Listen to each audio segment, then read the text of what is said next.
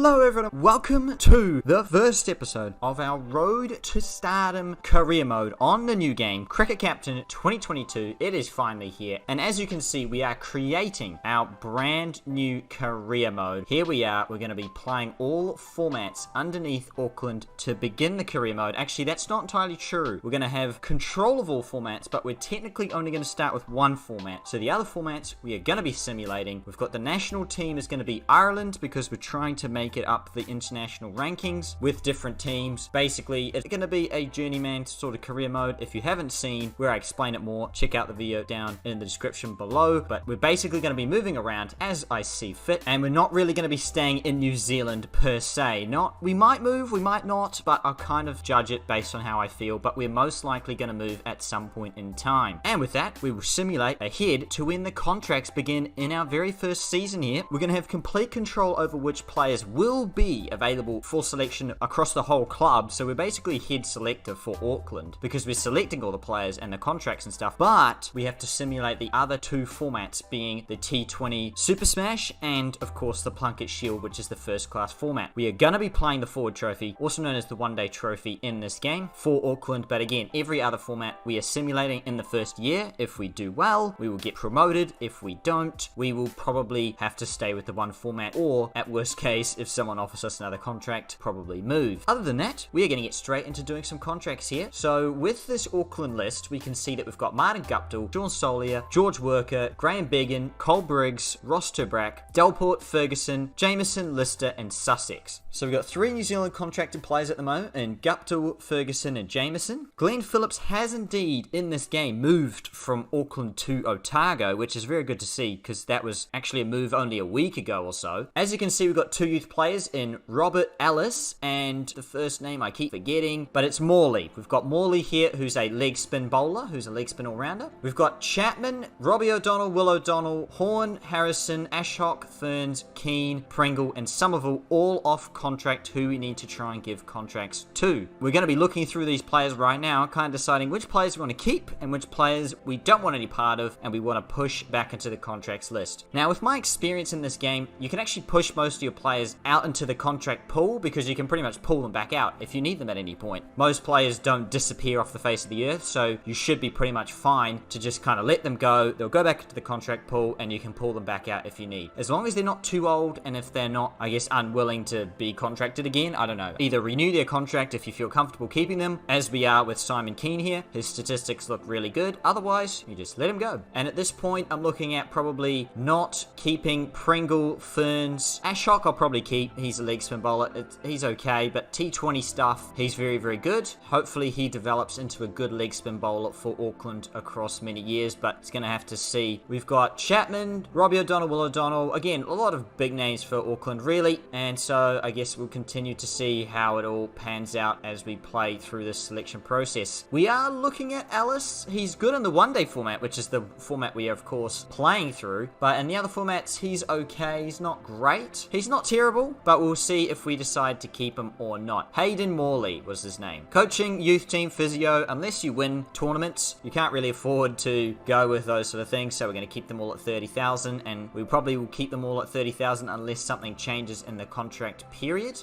These are my final choices here. We've got Chapman, we've got Robbie O'Donnell, Will O'Donnell, Ashok, Simon Keane, and that is it, actually, of the expired contracted players. We are going to drop Horn, Harrison, Ferns, Pringle, and Somerville. Of course, we're actually looking probably at trying to keep Will Somerville and Ben Horn because we currently don't have really a good keeper. Horn's a good keeper. He's not a great keeper. Wicket-keeper batter, that is. But we're going to try and explore different options. If there aren't any different options, we can always just take Ben Horn back and it won't be a problem. But done and dusted, let's move to the second half. On the first contract page here, we can see that we've got some interesting players going around. Colin Munro is one that's caught my attention, of course, but I believe when I do click on him later on, it shows that he's only 66% available and he costs 66,000, which is not worth the money for how much availability he actually gives to the club. We've got Joe Carter, who looks interesting because he's quite experienced. He hasn't got the best stats behind him, but he's a solid middle order player who's been left out by Northern Districts. Obviously, Beggan we did leave out as well, and so it'll be interesting to see if maybe we pick up him or Horn. And of course, Tim Seifert is there as an opening keeper, who's actually probably, I would say better than Ben Horn. However, the drawback is that he's an opening wicketkeeper batter, which we don't really want because we've already got Guptill, Will O'Donnell, George Worker, Sean Solier as well, so we don't need another opener in our team. So I don't really think he suits our team per se, but that is the first set of players that we're looking at. We pause here on the youth players because we can see Ellis is again, he's pretty decent, Ellis. We've got Coates, who's averaging 56, Lowe, who's averaging 57, Fortune, who's averaging 34, Morley averaging 40, and Rickman averaging 22. 27 with the ball though from Rickman is not great, and I'm going to look at their other stats here, but I'm pretty sure they aren't fantastic here. David Lowe is definitely one that's caught my eye, that's for sure. Their second 11 one-day stats, we can see Coates is only 29, but Lowe is 47.33. Fortune's 57.6. Ellis is 44, so they're all solid averages there. Rickman averaging 32 with the ball kind of rules him out of me wanting to pick him at all. And the T20 format as well, Coates 31 and Lowe 36.47. So Lowe's definitely a special player that we want to go for here. The question is, can we get him and Coates for the price that we want is the real question here. We've had an update here. David Lowe is wanted by Northern Districts, so we have to outbid them. And he was going to be my main gun bat as well. Yeah, we're going to bid up. Here is the list of players that have been signed. Dan Ferns is down with Canterbury now. Is that Sean Marsh? No. Have we got anybody else added to the list? Yes, we do. But Canterbury is going to try and go for Fletcher, who is a very solid player. We don't have any youth keepers going around the country either. Once again, it looks like we might be stuck with Ben Horn. He's solid, but he's not amazing. What's his price?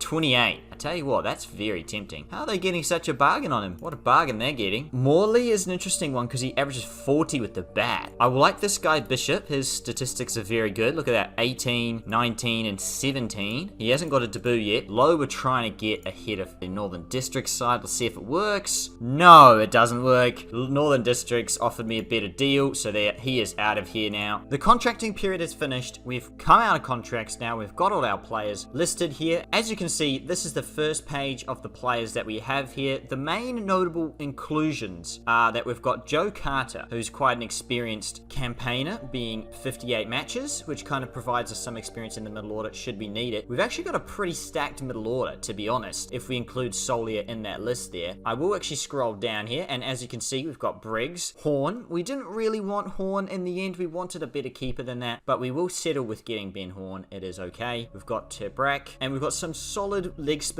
as well in Morley and Ashok, and we've got Delport as the slow left arm spinner there, with Bishop being the T20 only player alongside Mendes, who both have pretty good stats behind them. And it should be interesting to see if they get games, I guess, for the T20 stuff, because of course I technically don't control the T20 team yet. Of course I'll make the lineup, but I mean I've got to try and make it as realistic as possible, and to be honest I don't know if they'll end up in the team. We've also ended up with Matt Bacon, who again provides some solid stability with our bowling attack there with the pace department, since Jameson and Ferguson are going to be bouncing in and out of the team with international duty. With that being said, we shall move on to doing our coaching, and I'll just kind of speed through the coaching. I pretty much give a bunch of players batting practice, mainly again try and load up on the players that I think will have the biggest impact in the first game or two. And what actually ends up happening here, I actually end up giving Fortune the batting specialist coaching for power hitting. I want Fortune to be more of a power hitter because his strike rate is 150 in the T20 format, and I think that would be really valuable for him. Everyone else I've kind of just pushed again bowling practice around, and I end up putting bowling practice and batting practice on Guptill and Saifuddin, and what do you know, they end up getting picked by both New Zealand and Bangladesh respectively. So we lose Ferguson, we lose Yazir Ali as well for the T20 World Cup, so all of a sudden we've got 4 players out, and I've made a big blunder here early in the career mode. I decided for some reason Yazir Ali should be my backup player. Big mistake. They're both from the same country, so every time they go on tour, Yazir Ali and Saifuddin are both picked, and so I lose both of them. I lose my overseas and my reserve overseas, which is just like, why did I even... Anyway, mistake early on here. I'm going to keep making them along, I'm sure, but that was a big mistake early on. Martin Guptill being selected though, and Lockie Ferguson were kind of big outs, but not too big in the end. And that leads me to the next point, where I'm going to be selecting the Auckland Aces lineup for the Central Districts clash away from home for the Plunkett Shield first game. Of course, I'm not going to be playing this. I'm going to be simulating it, so I'm pretty much just going to be trying to put out a stock standard lineup that is nothing too complicated. None of my own input into the game. I'm just going to be going pure off what I think would be right for the team. With that in mind, this is the first lineup. We've got Will O'Donnell, George Work opening the batting, and we've got Mark Chapman as the captain, because I did actually forget for the first game that Robbie O'Donnell normally takes the captaincy. Ben Lister replaces Lockie Ferguson, and of course we've got Simon Keane there, who averages 14 with the ball and is crazy in the first class format. Other than that, we've got no debutants whatsoever. None of the debutants have made the team. Nothing special. Stock standard team that you would see Auckland pick for their games. And as you can see, I decided to relinquish the captaincy, and what do you know, we lose by 184 runs. The Central Districts slam us into the ground, helped by Will Young getting 100, Ross Taylor getting 83,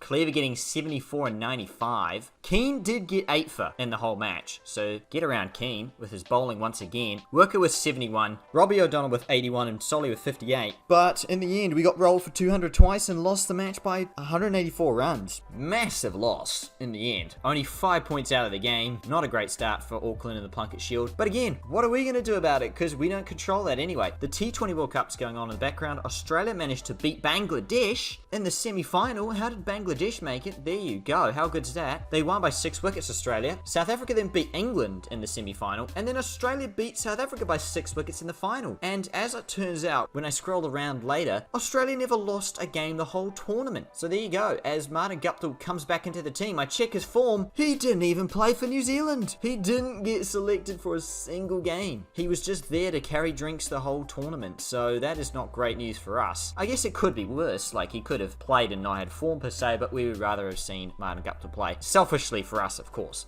The Aces, that is. But Lockie Ferguson does end up playing games. He plays 10 games and takes 15 wickets at 16. So he does a very, very good job. Taking 5 for 20 at one point as well. So there you go. And on the 16th of November, Fortune improved his boundary hitting. That is exactly what we want to see early in the career mode here. Some player development. And it was pretty quick, actually. It only took, what, like a week or something? And he's already improved his boundary hitting, which is great. So that, in my mind, means that he plays his role a little bit better than he otherwise would before that whole feature was joined into the game. And now we're pretty much selecting the second lineup here. I'm going to try and fiddle around with a few things because we are still missing a couple of players. And this is once again the final lineup. We can see Martin Guptill comes back. Ellis comes into the team. I thought I'd bring him in because Carter didn't have a great game at all in that first game. So I thought, you know what, Auckland will bring in a debutant just to change things up. And we're going to bring in Matt Bacon, who replaces Lockie Ferguson. I don't know why Lockie Ferguson is not on the team, actually. Does he not make the team? No. I don't know why I didn't bring Lockie Ferguson in. For some reason, Lockie was unavailable for selection in this one. But anyway, that's fine. We decided to just bring in Matt Bacon instead. And that was it. That was literally the 2 changes. Oh, and of course, we've actually dropped Will O'Donnell for Martin Guptill because Martin Guptill, yeah. You know, the Aces love Martin Guptill. And boom, that is probably why. Because he comes out, gets 93 and 70. Auckland get 329 all out in the first innings. Robbie O'Donnell 73. Nuttall takes 5. Then we roll Canterbury for 139. Keane getting 3. Jameson 3. Fletcher 41 not out. Matt Henry 41. I think they were like 8 for 60 at one point. And then we got 347 for 7 declared. Mark Chapman 74. Solier 74. And then 288 all out. Simon Keane getting 4 for. And so with that win, we are 1-1. 2 games played. I don't know what's going on with the games. Like, we've played 2 games. I don't understand it. I think maybe it's to do with COVID. I think it's to do with COVID. Last season for Auckland, they played like less games because of COVID. And it seems maybe they've just taken that as the genuine fixtures now. Because Auckland, look, we've played 2 games, but Central Districts have played 5. And that is where it leads us round to this moment here. Otago versus Auckland in the One Day Cup, of course, which I will be quickly renaming everything. And that leads us to the One Day Cup, the very first game of the season for us officially, because obviously we've simulated the first 2 games, but this is our first actual game of playing in the new game. Get around it, should be scenes. I hope you all did enjoy this first episode of the series. Coming very, very soon, I'm going to be bringing to you the official first game of the career mode. And until then, everyone, please leave a like, subscribe for more content, and I'll see you in the next one. Take care, everyone.